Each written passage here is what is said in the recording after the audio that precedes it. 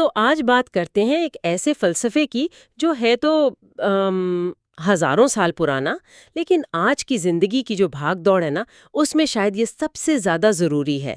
ایک ایسا ذہنی آپریٹنگ سسٹم جس نے تاریخ کے کچھ عظیم ترین لوگوں کی رہنمائی کی ہے، رومی شہنشاہوں سے لے کر جنگی قیدیوں تک۔ بالکل، اور اس گفتگو کی بنیاد ہے رائن ہالیڈے اور سٹیفن ہینسلمن کی کتاب دی ڈیلی اسٹوئک کے کچھ اقتباسات۔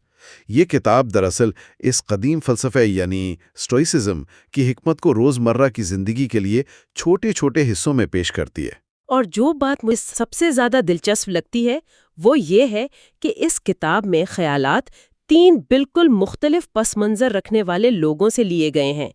ایک طرف مارکس اوریلیس ہیں جو اس وقت دنیا کے سب سے طاقتور انسان تھے، ایک رومی شہنشاہ، اور وہ یہ باتیں اپنی ذاتی ڈائری میں خود کو یاد دلانے کے لیے لکھ رہے تھے۔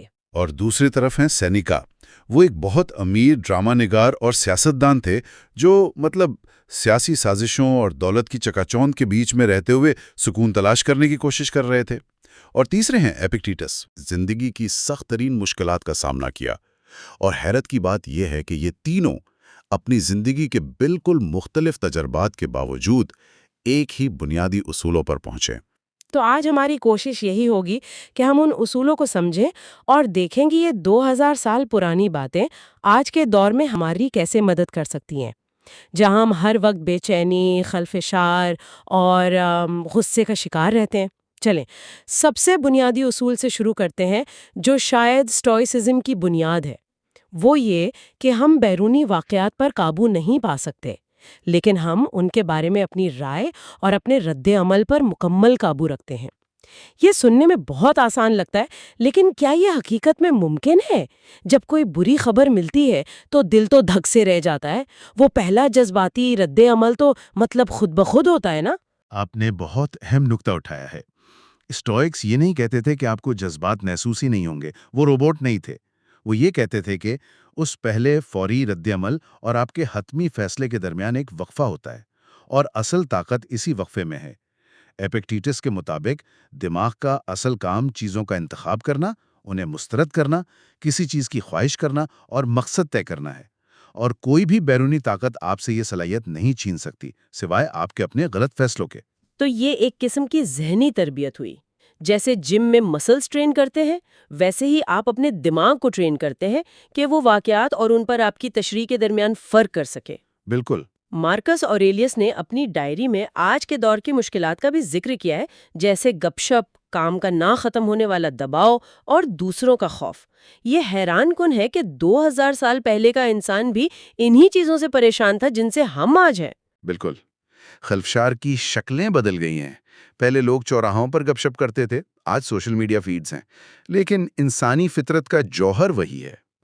اسٹوئسزم کی خوبصورتی یہی ہے کہ یہ ان بنیادی انسانی کمزوریوں کو سمجھتا ہے اور ان سے نمٹنے کے لیے ایک فریم ورک دیتا ہے۔ یہ ہمیں بتاتا ہے کہ اصل مسئلہ باہر نہیں، آپ کے فون کی نوٹیفیکیشن میں نہیں، بلکہ اس نوٹیفیکیشن کو آپ جو معنی دیتے ہیں اس میں ہے۔ اور اگر ہم اپنے رد عمل پر قابو پا سکتے ہیں تو اس کا مطلب ہے کہ ہم یہ بھی فیصلہ کر سکتے ہیں کہ کن چیزوں کو اپنی توجہ دینی ہے اور کن کو نہیں۔ اسی سے جڑی سینیکا کی ایک بات مجھے بہت پسند آئی، ان چیزوں کے لیے بے رحم بن جاؤں جو اہمیت نہیں رکھتی۔ یہ کہنا جتنا آسان ہے، کرنا اتنا ہی مشکل۔ ہم ہر وقت دعوتوں، درخواستوں اور ایسی ذمہ داریوں میں گھرے رہتے ہیں جو شاید اتنی اہم نہیں ہوتی۔ اور یہ صرف بیرونی چیزیں نہیں ہیں، سینیکا کا اشارہ اندرونی خلفشار کی طرف بھی تھا، جیسے غصہ، حسد، غیر ضروری فکریں۔ یہ وہ اندرونی دعوتیں ہیں جنہیں ہمیں سب سے پہلے مسترد کرنا سیکھنا چاہیے۔ اچھا۔ اگر آپ اپنے غصے کو ہر بار توجہ دیں گے تو وہ آپ کی زندگی پر حاوی ہو جائے گا۔ اگر آپ ہر چھوٹی فکر کو اہمیت دیں گے تو آپ ہر وقت پریشان رہیں گے۔ نہیں کہنے کا فن باہر سے پہلے اندر شروع ہوتا ہے۔ کتاب میں ایک بہت اچھی بات لکھی ہے کہ آپ جتنی زیادہ غیر ضروری چیزوں کو نہیں کہتے ہیں، اتنی ہی زیادہ آپ ان چیزوں کو ہاں کہہ پاتے ہیں جو واقعی آپ کے لیے اہم ہے۔ لیکن اس کے لیے تو پہلے یہ جاننا ضروری ہے کہ اہم ہے کیا۔ اگر ذہن میں کوئی واضح مقصد ہی نہیں تو ہر چیز اہم لگے گی۔ آپ نے بالکل صحیح پکڑا۔ اسٹیون کووی نے اپنی مشہور کتاب دی 7 habits of highly effective people میں اسی اصول کو یوں بیان کیا ہے: اختتام کو ذہن میں رکھ کر شروع کریں۔ اسٹوئکس کا بھی یہی ماننا تھا، اگر آپ کو یہ نہیں معلوم کہ آپ کی زندگی کی منزل کیا ہے، آپ کے اصول کیا ہیں، تو آپ ہر ہوا کے جھونکے کے ساتھ اپنا رخ بدلتے رہیں گے۔ تب تو ہر درخواست، ہر خلفشار آپ کو اپنے راستے سے بھٹکا دے گا۔ جی، بغیر کسی مقصد کے کوششیں افراتفری کا شکار ہو جاتی ہیں اور زندگی بے معنی لگنے لگتی ہے۔ اچھا، یہ بات کہ واقعہ خود کچھ نہیں، ہماری تشریح سب کچھ ہے، یہ مجھے ایک اور دلچسپ نقطے کی طرف لے جاتی ہے۔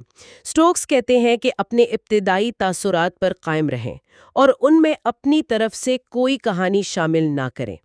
مثال کے طور پر اگر جہاز لیٹ ہو گیا ہے تو حقیقت صرف اتنی ہے کہ جہاز لیٹ ہے، یہ نہیں کہ او خدایا میرا پورا دن برباد ہو گیا، اب میں میٹنگ میں لیٹ ہو جاؤں گا، میری نوکری خطرے میں پڑ جائے گی۔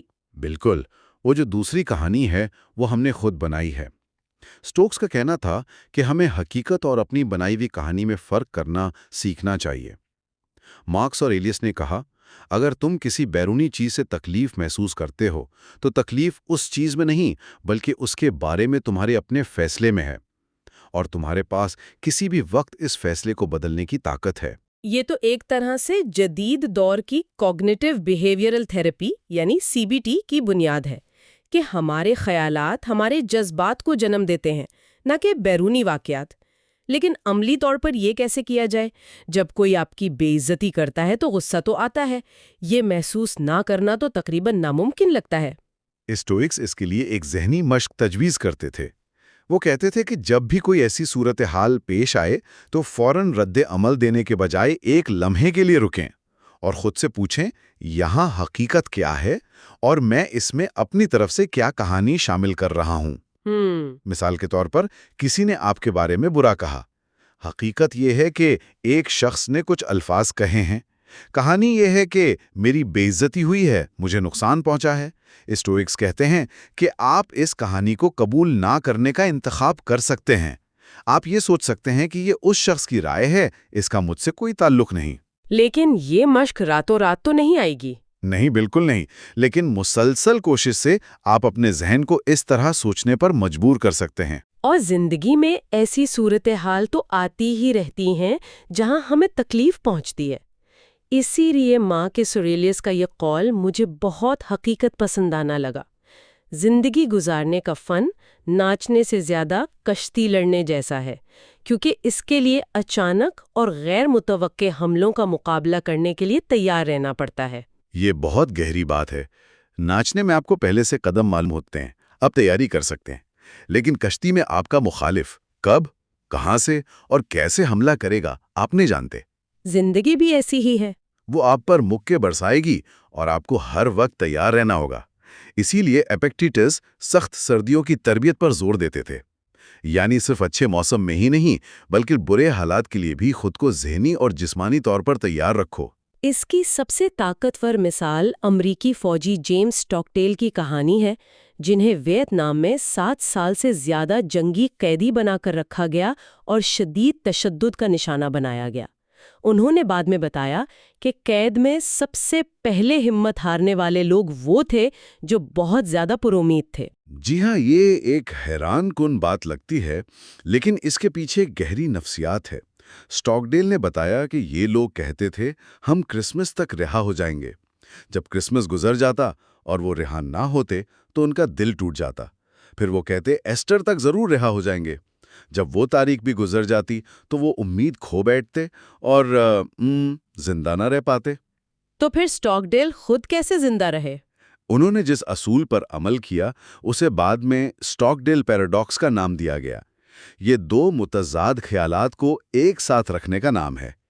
پہلا، اپنی موجودہ حقیقت کا انتہائی بے رحمی اور ایمانداری سے سامنا کرنا، چاہے وہ کتنی ہی تلخ کیوں نہ ہو۔ اور دوسرا، اس اٹل یقین کو برقرار رکھنا کہ آپ آخر میں ضرور کامیاب ہوں گے۔ تو انہوں نے جھوٹی امیدوں سے خود کو نہیں بہلایا۔ بالکل نہیں، انہوں نے اپنی حقیقت کو قبول کیا اور صرف ان چیزوں پر توجہ دی جو ان کے قابو میں تھیں، ان کے اپنے خیالات، ان کے اصول اور ان کا رد عمل۔ انہوں نے امید اور حقیقت کے درمیان ایک نازک توازن قائم رکھا۔ چلیں اب کچھ روزمرہ کی چیزوں کی طرف آتے ہیں جن پر اسٹوئکس نے بات کی، جیسے دولت، غصہ اور دوسروں سے تعلقات۔ دولت کے بارے میں سینیکا، جو خود روم کے امیر ترین لوگوں میں سے ایک تھے، ان کی رائے بہت دلچسپ ہے۔ وہ کہتے ہیں کہ پیسہ صرف سطحی طور پر زندگی بدلتا ہے، یہ آپ کے اندرونی مسائل حل نہیں کرتا۔ کیا یہ منافقت نہیں لگتی کہ ایک امیر آدمی پیسے کو برا کہہ رہا ہے؟ یہ ایک بہت جائز سوال ہے، اور سینیکا کو اپنی زندگی میں اس الزام کا سامنا بھی کرنا پڑا۔ لیکن ان کا نقطہ یہ نہیں تھا کہ پیسہ برا ہے، ان کا نقطہ یہ تھا کہ پیسہ آپ کو خوشی نہیں دے سکتا۔ اچھا۔ کتاب میں ہیمنگوے اور فٹز جرالڈ کا مشہور قصہ ہے، جب فٹز جرالڈ نے کہا، امیر لوگ آپ اور مجھ سے مختلف ہوتے ہیں۔ ہیمنگوے نے جواب دیا، ہاں، ان کے پاس زیادہ پیسہ ہوتا ہے، بس اس کے علاوہ کوئی فرق نہیں۔ اندرونی طور پر وہ بھی انہی خوف، انہی خواہشات اور انہی کمزوریوں کا شکار ہوتے ہیں۔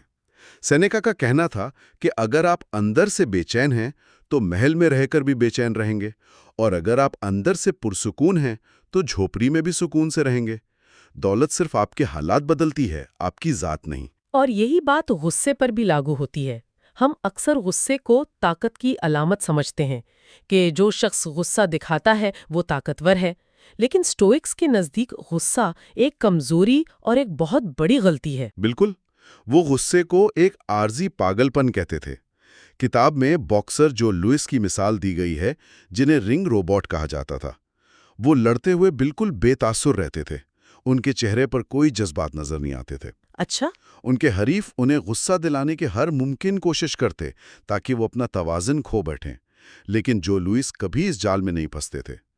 ان کا یہ پرسکون اور ٹھنڈا انداز کسی بھی چیخنے چلانے والے باکسر سے زیادہ خوفناک ہوتا تھا، کیونکہ اس کا مطلب تھا کہ ان کا اپنے اوپر مکمل کنٹرول ہے۔ تو اصل طاقت کا مظاہرہ غصہ کرنا نہیں بلکہ غصے کو قابو کرنا ہے۔ جب ہم غصے میں رد عمل ظاہر کرتے ہیں تو ہم اپنا کنٹرول دوسرے شخص کے حوالے کر دیتے ہیں، ہم اس کے جذباتی کھیل کا حصہ بن جاتے ہیں۔